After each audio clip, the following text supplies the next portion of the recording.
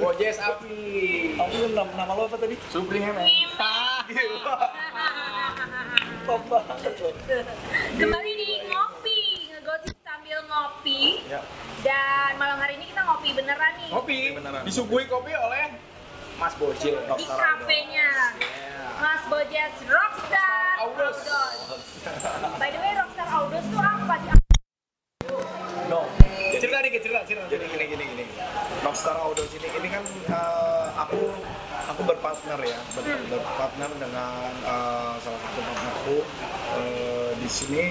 Audos itu adalah sebetulnya Audos itu diambil dari nama anak, dari namanya nama anaknya Audi dan Dominic Video.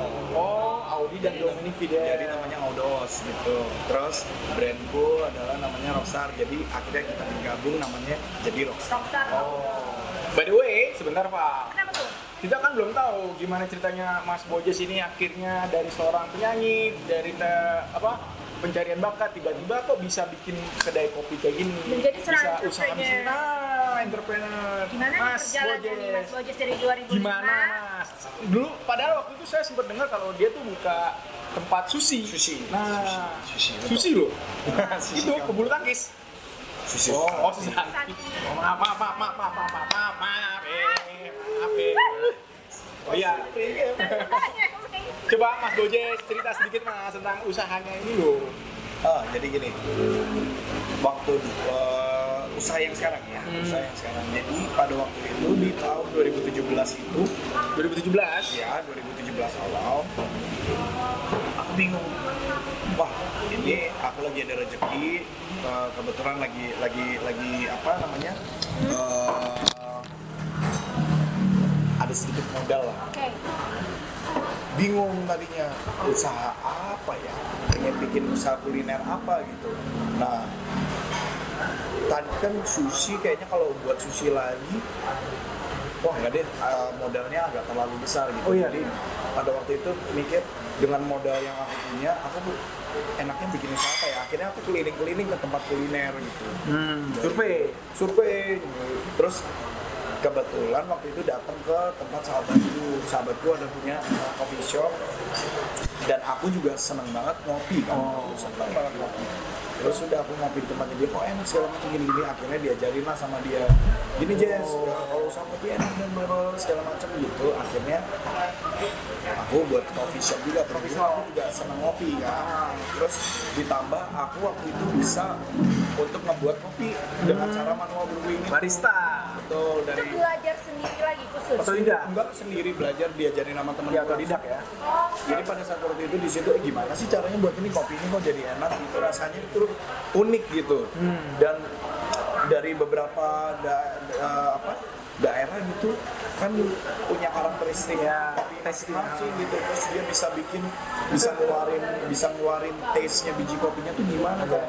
Udah aku belajar aja di situ langsung sama teman gue. Jadi nggak lama kok waktu itu aku belajarnya sekitar 3 bulan. Awalnya memutuskan bikin kopi shop kapan? Awalnya pada saat pas aku pertama kali main ke teman-temanku yang punya coffee shop itu 2000 tahun 2017 awal. Langsung bikin, meniatkan aku buka usaha aja deh gitu. Iya. Oh, iya, cepet ya. Karena aku seneng gitu. Pertamanya dari itu aja, aku seneng. Terus kok kayaknya keren juga ya, cool juga ya, gue bisa bikin kopi sendiri gitu. Cuman yang memang yang agak sulit, aku kesulitannya adalah buat yang ini agak susah. Tingkat kesulitannya untuk membuat latte Yang art. ini tuh apa? Latte art ini Latte. ini namanya latte art kalau yang kayak gini. Latte art itu dalam arti kita buat kayak cappuccino, mochaccino, dan misalkan ini red velvet itu kan ada perpaduan antara foam, maksudnya antara fresh milk dan juga kopi. Kopinya. Gitu. Dan fresh milknya ini kan kita steam dulu untuk biar bisa menjadi foamnya kental. Habis itu kita ukir di atas.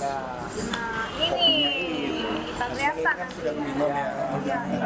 Awalnya jadinya itu ya teman-teman barista yang udah profesional, jago-jago, ada yang bisa buat jadi tulip, ada yang bisa buat angsa, swan gitu.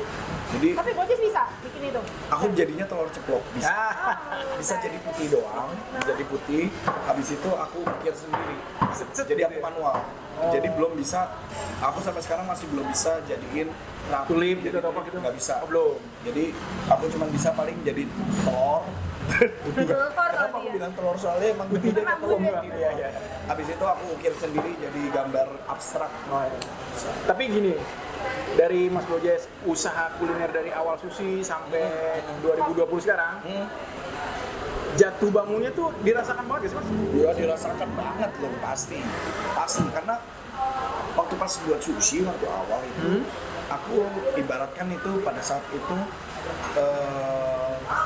ilmu manajemennya itu semua ada di almarhum ibuku. Oh, Aku otaknya di dia lah gitu ya, ngatur-ngatur. Iya, semuanya di ibuku itu. Dan aku tidak sempat mempelajari itu, aku hanya fokus terhadap branding. Branding. Terhadap Branding. bagaimana Gimana kita memasarkan memposisikan. produk kita gitu. Sushi itu ya. Ya, aku hanya fokus di situ terus tanpa mempelajari sistem manajemennya seperti apa gitu. Ya udah, makanya waktu itu pada saat pas aku kena musibah malam ibu meninggal di 2013, aku hanya berjalan setahun. Setelah dari situ cuma hanya bertahan setahun, akhirnya tutup karena aku tidak punya basic Manajemennya Manajemen dalam. jadi Nah, disitulah saat-saat pada waktu itu kita drop banget, aku setahun itu drop, sampai pada akhirnya aku buka Roti Bojes di tahun 2015. oh 2013 ke 2015 ya. Sedikit banyak sudah paham bagaimana ilmu manajemen di Kuliner. dunia Usaha kuliner. kuliner. Ya, tapi belum profesional ya, masih beginner lah gitu. Sampai sekarang pun juga aku tetap masih terus belajar gitu. Oke, ngomongin usaha kuliner, tadi ada ilmu manajemen kan yang gitu. Itu yang terpenting, paling penting atau core-nya ya, inti dari manajemen yang harus diperhatikan ketika kita mau berusaha di bidang kuliner tuh apa tuh, Mas Bojes? Kita harus disiplin untuk membuat SOP-nya ya. Jadi yang paling penting itu buat aku adalah untuk membuat dunia kuliner bisnis gitu ya, kita harus punya SOP yang benar-benar itu harus dipatuhi oleh semuanya yang ada di dalam di dalam rumah kita gitu istilahnya. Manajemen itu ya? Manajemen itu entah dari owner, dari sampai karyawannya segala macam harus patuh pada SOP itu yang agak lumayan, prosesnya agak lumayan panjang untuk membuat satu SOP itu, karena tanpa ada SOP kita juga nggak akan pernah bisa untuk menjalankannya. Iya sih, bener. Itu termasuk nanti imbasnya ke ini nggak sih, Mas Bojes? Jadi kayak kalau makanan dari penataan, rasa, semuanya harus stabil gitu. Betul, Itu ya.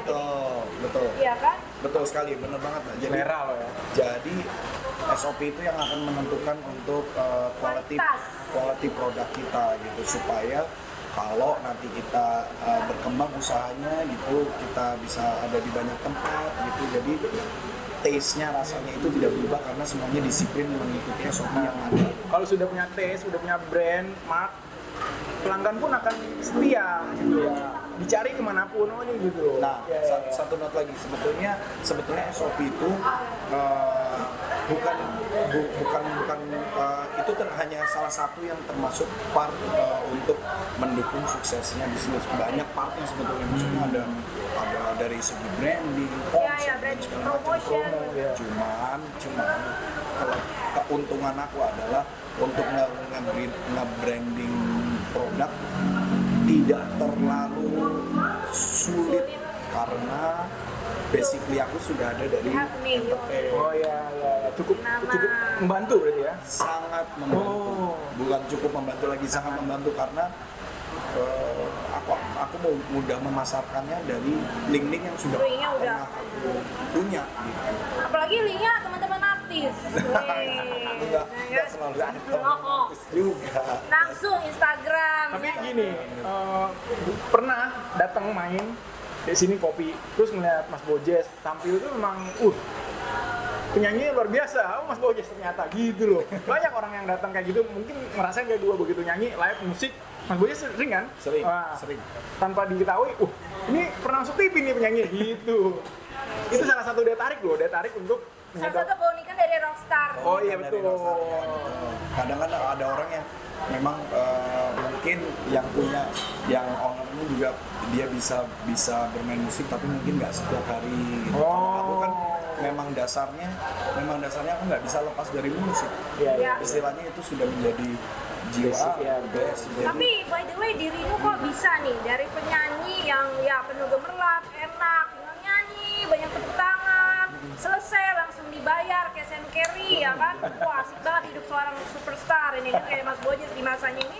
Terus tiba-tiba dirimu bertransformasi ke bisnis kuliner yang aku tahu pasti kamu harus terlibat mau nggak mau di misalnya belanja, betul, produksi, betul, hitung-hitungan. betul. Capek toh? Capek Terjun banget. langsung ya. Capek banget. Ada masa adaptasinya piye gitu. Pas adaptasinya adalah keinginanku cuma satu, aku tidak bisa bekerja di bawah tekanan, under pressure gitu, atau di komen oleh seseorang. Aku nggak bisa, aku akan bekerja mengikuti naluri kata hatiku sendiri. Itu salah satu acuan yang akhirnya aku belajar keras gitu, terus berusaha gimana caranya gue bisa ngebangun empire gue sendiri gitu. Jadi aku juga sempat nyobain waktu itu. Aku sempat bekerja di perusahaan saham. Pernah kantoran ya? Pernah nyobain? Pernah. Berdasi ke meja, duduk di AC. 9 to 5. Oh, nanti habis sahur. Iya pernah mas, pernah. Dan aku nggak gue banget, nggak Itu bisa. tahun berapa tuh, Mas? Lo setelah keluar pada waktu itu setelah Tahun 2006, 2007, 2008, 2009. sebelum, pokoknya aku lupa ya, intinya sebelum 2011, sebelum aku nggak mulai usaha. Oh. Pernah, aku pernah nyobain. Terus aku pernah bikin paling enak kantorku pada waktu itu aku bergabung sama salah satu kantor website, pembuatan website ya. Jadi ada waktu itu aku berkantor di daerah Tebet. Enak kantornya kayak rumah gitu, jadi nggak mesti berdasi, nggak mesti apa bebas. Aku waktu itu di situ posisiku adalah project manager. Terus kerjaan kita adalah membuat website, dan waktu itu aku sempat membuat website itu yang aku handle ada salah satu kontraktornya apa sih namanya itu, salah satu ini besar lah ini juga, terus provider aku kerjakan juga. Jadi aku sedikit mengerti tentang website back end-nya seperti apa dan segala macam. Terus ada programmer dan bla bla bla itu. Itu yang terenak ya? Lumayan, Itu yang ya itu paling enak kerjanya di situ sebetulnya pada waktu itu. Cuman kendalanya adalah tidak bisa seiring berjalan dengan musik. Jangan nyanyi. Dengan musik gitu. agak susah karena otomatis kita lebih harus selektif gitu. Selektifnya dalam arti ya jangan sampai ganggu kerjaan gitu kan. Iya Berarti sih, benar. harus ngambilnya, misalkan aku bisa main musik cuman harus malam, harus setelah selesai aku kerja baru aku bisa main musik reguler misalkan di mana gitu. Nah itulah jadi salah satu hal yang mendorong aku, gimana ya caranya gue pengen main musik terus, gue pengen bisa mengatur diri gue, punya jam sendiri untuk diri gue sendiri, gimana caranya gitu. Akhirnya ya udah 2011 ini. Oh. Entrepreneur. Menarik ya? Baru tahu kan? Entrepreneur. Semua juga baru tahu, tapi nggak tahu kalau kemarin tahu. Iya. Iya, Tapi jangan pernah dikira jadi kantoran. entrepreneur bisa semuanya mengatur sendiri, bukan berarti enak juga toh Mas. Iya, Iya. nggak ada yang bisa, semua tuh nggak ada yang bisa kita lakuin sendiri. Iya. Terus terang nggak ada yang bisa. Mas Bojes sejauh ini sudah mempekerjakan berapa orang? Maksudnya karyawannya berapa banyak sih? 7 orang paling orang. banyak 7 orang. Dan 7 orang itu udah bertahan lama ikut Mas Bojes? Ada di sini ada yang 2 yang bertahan lama ikut sama aku dari awal. Sudah percaya banget ya? Ya sudah keras, dan semuanya sebetulnya di sini alhamdulillah aku mendapatkan orang-orang yang sangat profesional, dibilang profesional, semi profesional, tapi dia yang jujur nomor 1 itu yang sebenarnya Kepercayaan juga ya? trust. Betul. Kalau enggak nanti dapurnya nggak ngepul. Nah, kita sekarang mau ngeliat nih Mas Bojes Oke. ngeracik kopinya sendiri di kafe kafenya sendiri. Luar biasa kan pemirsa, nyanyi di kafe sendiri. Untuk ngopi. penonton atau pendengar podcast Yes. mungkin bisa datang besok di tempat ini mana? Audos. Rockstar. Follow IG-nya @boleh ya? Boleh silakan. Boleh dong. Boleh. @rockstaraudos semuanya tulisannya dijadiin satu.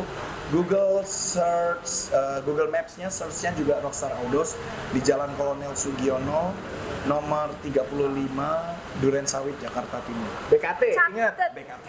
Catet. Iya, ada. BKT.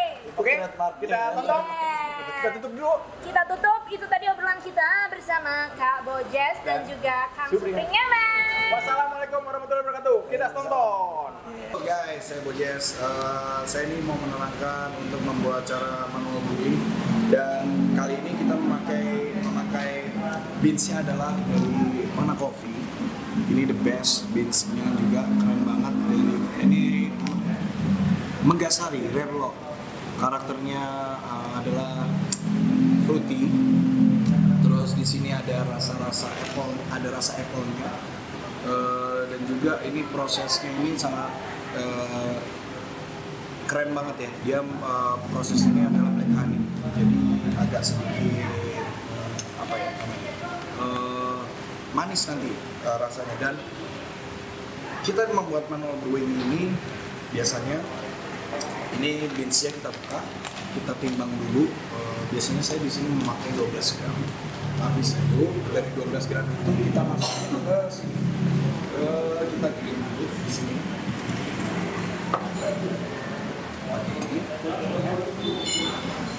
Akhirnya nanti jadinya ini size-nya green size-nya ini kita mainnya agak sedikit halus ya, agak sedikit halus. Dan setelah itu, setelah sudah jadi ini, kita sediakan paper filter.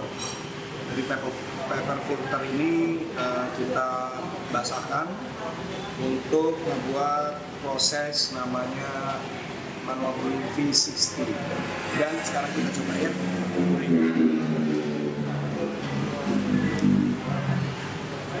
Nah, ini begini betul. Jadi ini dalamnya air panas, suhunya itu di atas 90 derajat. Dan kita mulai coba puringnya. Agak lumayan tinggi sih guys, tapi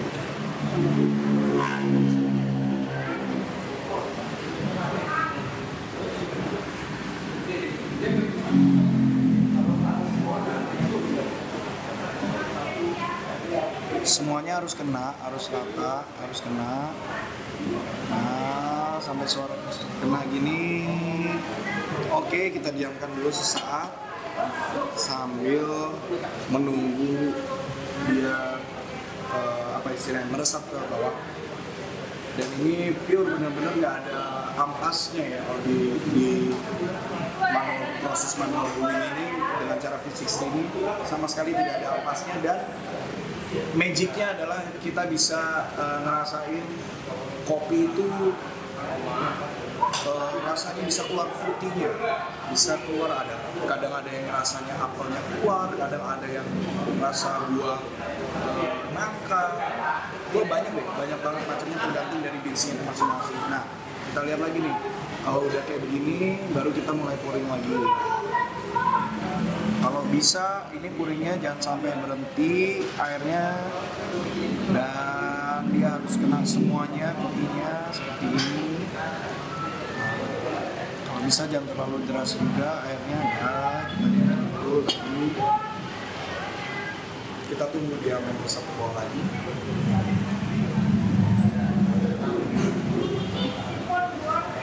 Dan sloki kecilnya dong, nggak tahu. Dan ini enak banget guys, ini sumpah enak banget. Ini dari Pana Coffee, produk dari Semarang. Ini andalannya di sini, enak banget. Nah, nanti kita sajikannya pakai ini. So, ini namanya V60. Kita tunggu dulu. Nah, coba lihat sini lagi. Udah mulai gini lagi, kita tembakin lagi. nggak usah muter nggak apa-apa di tengah, yang penting ini harus ada keluar sampai bloomingnya gitu.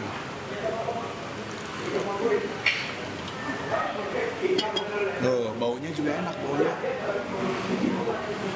wangi banget, enak.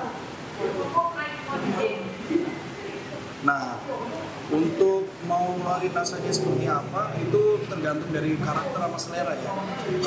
Biasanya kalau misalkan kita kepengen karakternya agak tebal, agak lebih ngebody itu, jadi mungkin kita bermainnya di berapa Mi? Aku lupa. 12. Ya, 12 RS 144. Biasanya kita bermainnya di situ kalau mau rasanya agak lebih ngebody. Ini berapa lama biasanya? Ini proses kayak begini nih kita kurang lebih ada yang 1 menit sampai 2 menit. Nah, kita tuang lagi. Yang penting kalau bisa jangan sampai kena pepper filter.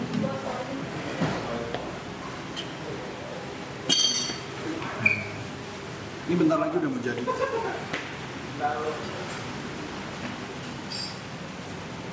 Lihat. Nah, ini udah mau jadi. Wow, wangi banget, enak. Cobain. Ya, ya kan? Iya, kopi banget. Kopi. Mi, kan dia Mi. Ini udah nih, cukup.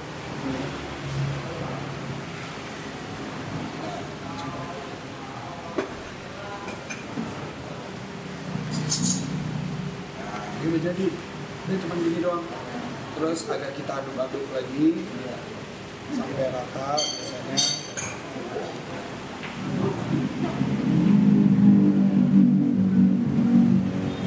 Coba bawain, wangi banget. Ya, coba bawain. Bre, enaknya Bri. Wangi banget Bri. Coba. Kalau mau yang murni nih. Kopi ya? Bisa kayak apa namanya? Ada buahnya. Cobain, enak kok.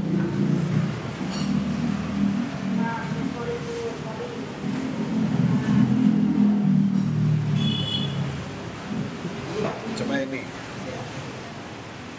Biasanya kalau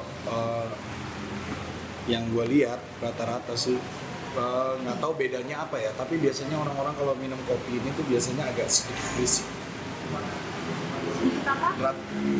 Berisik minum. Jadi minumnya nggak kayak mana, iya kayak gitu. Oh, diseruput. Coba ya gitu. Coba. Wih. Tapi emang beda ternyata ngerasain dengan kayak begitu sama kita minum gini biasa beda. Jadi taste-nya tuh bisa apa ya istilahnya, tergantung kalau kita buatnya perfect bisa clean aftertaste gitu, maksudnya benar-benar nggak ninggal. Tapi kalau misalkan kayak aku tadi ini buatnya kepengen agak sedikit lebih ngebody gitu, biasanya dia ninggal di sini agak sedikit untuk pahit. Closing, yes. Ini lo habis bikin apa gitu? Apa? Closing. Oh iya, oke.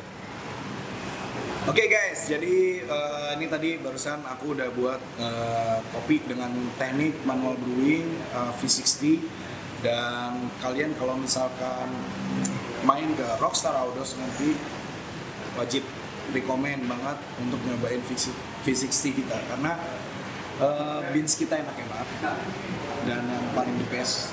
Pokoknya kalian wajib harus nyobain manual brewing dari kita. Oke.